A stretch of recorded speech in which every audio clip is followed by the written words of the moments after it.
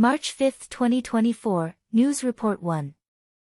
The Philippine government summoned Zhou Ziyong, the temporary charge d'affaires of the Chinese embassy in the Philippines, on March 5 to protest against the aggressive behavior of Chinese Coast Guard ships towards Philippine supply ships. The Philippine military issued a statement stating that 2 Philippine Coast Guard ships and 2 supply ships were dangerously intercepted by Chinese Coast Guard ships on March 5 while providing supplies to Philippine troops stationed at Renai Reef. This resulted in a collision between a Philippine Coast Guard ship and a Chinese Coast Guard ship, with the Philippine vessel sustaining minor damage. Subsequently, 2 Chinese Coast Guard ships simultaneously used high-pressure water cannons to spray the Philippine supply ship, smashing the Filipino vessel and causing minor injuries. U.S. Ambassador to the Philippines Carlson immediately condemned China, stating that the United States stands with the Philippines in supporting a free and open Indo-Pacific region. Due to frequent harassment by China in the South China Sea, the Philippines has summoned the Chinese ambassador to the Philippines several times. On December 11 last year, the Philippine Department of Foreign Affairs summoned Chinese Ambassador Huang Shilian to protest against the Chinese Coast Guard ship firing water cannons at a Philippine supply ship and deliberately ramming another Philippine vessel, causing serious damage. On August 7 last year, the Philippine Department of Foreign Affairs also summoned Chinese Ambassador Huang Shilian to protest against Chinese Coast Guard ships firing water cannons at a Philippine supply ship near Renai Reef, an ongoing issue. News Report 2. The U.S. 7th Fleet issued a statement on March 5 stating that the U.S. destroyer Wayne E. Meyer sailed from south to north through the Taiwan Strait on March 5, then sailed between the South China Sea and the East China Sea. The 7th Fleet statement pointed out that the Taiwan Strait does not belong to any country, and this passage was a routine mission. For many years, U.S. warships have been passing through the Taiwan Strait. According to Taiwan's United Daily News, advisors from the U.S. Marine Corps and the U.S. Army Special Forces, Green Berets, will begin this year to be stationed in Kinmen and Penghu, training Taiwan's special forces in the use of nano-V drones and assisting the Taiwanese military in formulating corresponding guidance documents. The Taiwanese Ministry of National Defense stated that the U.S. military is assisting Taiwan in formulating various systems based on the U.S. 2023 National Defense Authorization Act. A spokesperson for the U.S. Department of Defense stated that adjustments to U.S.-Taiwan defense relations are aimed at countering the threat posed by China, and U.S. commitments to Taiwan are rock solid, contributing to the maintenance of peace and stability in the Taiwan Strait. The Taiwanese Ministry of National Defense reported that on March 4 16 PLA aircraft and 7 warships were active around the Taiwan Strait, with 10 aircraft entering Taiwan's airspace. Recently, PLA aircraft have come as close as 56 nautical miles to the southernmost point of Taiwan, Orchid Island. In response to PLA harassment, the Taiwanese Navy and Air Force conducted offshore exercises in the eastern and southwestern regions from March 4 to 15. The aircraft involved in the exercise include S-70 helicopters, P-3C anti-submarine aircraft, F-16 fighters, and drones, among others. Taiwanese Minister of National Defense Chiu Kuo-cheng stated on March 5 that Taiwan will increase the frequency of sea and air live-fire exercises this year to respond to the situation and strengthen war training. News Report 3. The United States and Taiwan held a high-level dialogue on the U.S.-Taiwan Education Initiative in the United States on March 4. The two sides reviewed the implementation of exchange programs such as Chinese language teaching and English teaching, and discussed future cooperation projects. U.S. Assistant Secretary of State Kanda and Taiwan's Deputy Minister of Education Lu Mengqi co-chaired the dialogue. Lu Mengqi stated that in 2024, 3,080 American students will study Chinese in Taiwan, a record high. In contrast, according to data released by the U.S. Department of State, only 350 Americans studied in China in 2023. The U.S. and Taiwan launched the Education Initiative in December 2020. Over the past 3 years, the two sides have expanded cooperation in Chinese language teaching, established the Taiwan-China Teaching Center, encouraged more American youths to study Chinese in Taiwan, and sent Taiwanese teachers to the United States to teach. However, while the U.S. and Taiwan have deepened comprehensive education cooperation between the U.S. and China has continued to cool. The U.S. government issued a report last October stating that the number of Confucius Institutes in U.S. universities has dropped from several hundred to 5, almost all of which have been closed. Some netizens raised questions about the establishment of Confucius Institutes and Marxist Institutes. They asked, which is better, Confucius Institutes or Marxist Institutes? Why is there no Confucius Institute established domestically, but Marxist institutes are established? Why are hundreds of Confucius Institutes promoting Confucian and Mencian thought abroad instead of establishing Marxist institutes? Some netizens believe that both are rubbish, just aimed at different targets. News Report 4.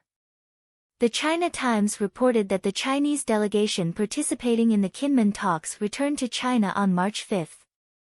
Li Jiahui, the head of the delegation and deputy director of the Taiwan Affairs Office of Quanzhou City, Fujian Province, stated that the two sides had negotiated for 15 days, but the Taiwan side did not apologize, did not fully consider the issues, and did not show sincerity in solving the problems, so the negotiations could not continue, and the decision was made to leave. Li Jiahui stated that the consequences of the incident will be borne by the DPP government. When the Chinese delegation left, the Taiwan Coast Guard wanted to present 200,000 new Taiwan dollars in condolences to the families of the deceased, but the offer was refused. The Taiwan Coast Guard administration issued a statement on March 5 afternoon stating that the demands made by the Chinese side did not comply with Taiwan's laws, and the two sides could not reach a consensus. The Coast Guard administration will uphold an open attitude and maintain the utmost sincerity in resolving the issue. In addition, the captain of the 3 unlicensed Chinese speedboats that crossed the border on February 14 may be armed militiamen arranged by the Chinese government to harass crossing boats. Chinese netizens discovered through comparative photos that the trespassing fishermen are actually military personnel working on submarines. In fact, the Chinese government has always cracked down severely on the 3 unlicensed boats. Zhuhai, Guangdong Province, announced that it will completely ban the 3 unlicensed boats starting from March 1, prohibiting them from leaving the port, and the boats will be confiscated and destroyed. However, how this unlicensed boat left the port raises questions. News Report 5.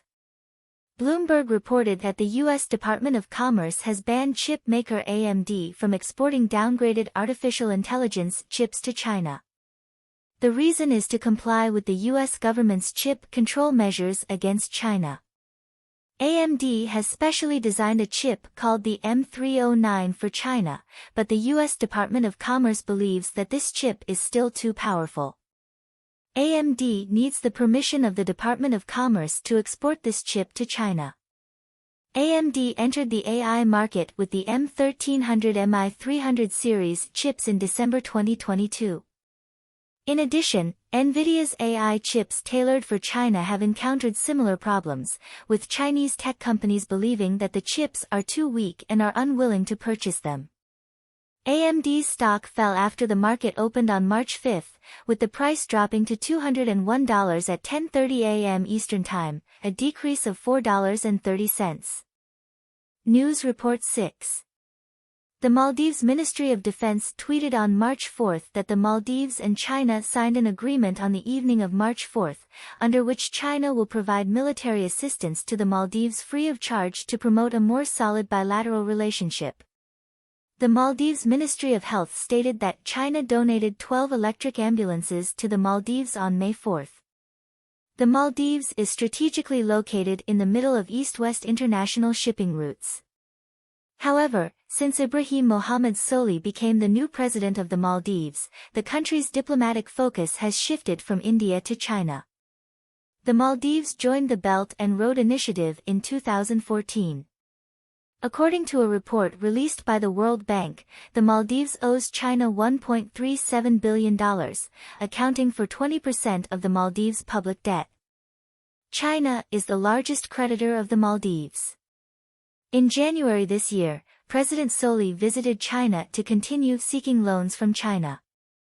The International Monetary Fund warned in February that the Maldives is facing a debt crisis. News Report 7. Agence France-Presse reported that Israel recalled its ambassador to the United Nations on March 4 to protest the UN's silence on Hamas sexual violence crimes. The UN released a report on March 4 stating that there is clear and convincing evidence that Hamas committed acts of sexual violence, including rape and gang rape, when it attacked Israel on October 7 at multiple locations. Israel's ambassador to the United Nations, Erdan, stated that it took the United Nations 5 months to acknowledge Hamas crimes and has still not discussed them, which is shameful.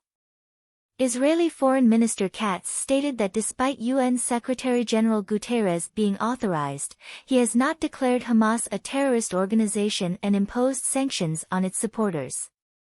The Israeli military accused the UN Relief and Works Agency for Palestine Refugees in the Near East, UNRWA, in Gaza of employing 450 terrorists belonging to Hamas armed wing. Israel has shared intelligence with the UN.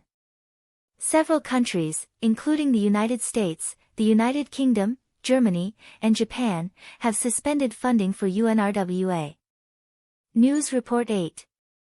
According to a report by Caixin, the Ministry of Manpower of Singapore announced that it will raise the monthly salary threshold for foreign workers applying for employment permits from January 2025, from the original $5,000 to $5,600 Singapore dollars. The raised monthly salary threshold has been increased by $600 from the original $5,000 Singapore dollars. In USD, this is approximately $4,167. In addition, the threshold for applying for employment permits in the financial services sector has been raised from $5,500 to $6,200 Singapore dollars. Applicants need to score 40 points in items such as salary, education, and the diversity of enterprise employees to be eligible to apply. If the applicant is older, the income threshold will be higher to achieve a balance between age and income. The Ministry of Manpower of Singapore stated that the new policy aims to ensure the quality of foreign employees and create a fair competitive environment for locals. According to statistics, as of June last year, there were 200,000 people holding employment permits in Singapore, exceeding the level before the COVID-19 pandemic. Zhou Shixin stated that a large number of talents are flocking to Singapore for development, and the Singapore government is controlling the pace of development by raising the threshold to make governance more orderly. News Report 9. According to data released by the Hong Kong Mandatory Provident Fund Schemes Authority, the number of people who withdrew from the Mandatory Provident Fund due to permanent departure from Hong Kong decreased by 5.6% last year, with the amount involved decreasing by 9.5% to 7.26 billion Hong Kong dollars. The Mandatory Provident Fund is Hong Kong's Citizens' Retirement Fund, which can be withdrawn upon permanent departure from Hong Kong. However, the fund's data may not fully reflect the true situation, as the Hong Kong government does not recognize BNO passports, so Hong Kong residents who immigrate to the UK cannot withdraw from the Mandatory Provident Fund. According to Hong Kong Watch, a UK human rights organization, Hong Kong residents who have immigrated to the UK have about 21.8 billion Hong Kong dollars in the Mandatory Provident Fund, but the immigration status of these people is not reflected in the fund's data. In addition, data released by Counterpoint Research shows that China's smartphone sales fell by 7% in the first 6 weeks of this year, continuing the downward trend from last year. Currently, in the ranking of market share in the Chinese smartphone market, Vivo ranks first, Huawei ranks second, Honor ranks third, Apple ranks fourth, and Xiaomi ranks fifth. Huawei's sales have surged due to the launch of the Mate 60 series. News Report 10.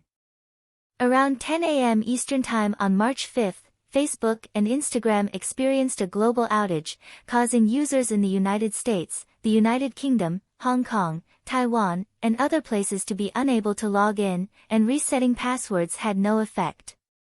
User reports show that there is a serious malfunction in the login component of Facebook and Instagram. The engineering team is urgently investigating the cause and working to resolve the issue as soon as possible.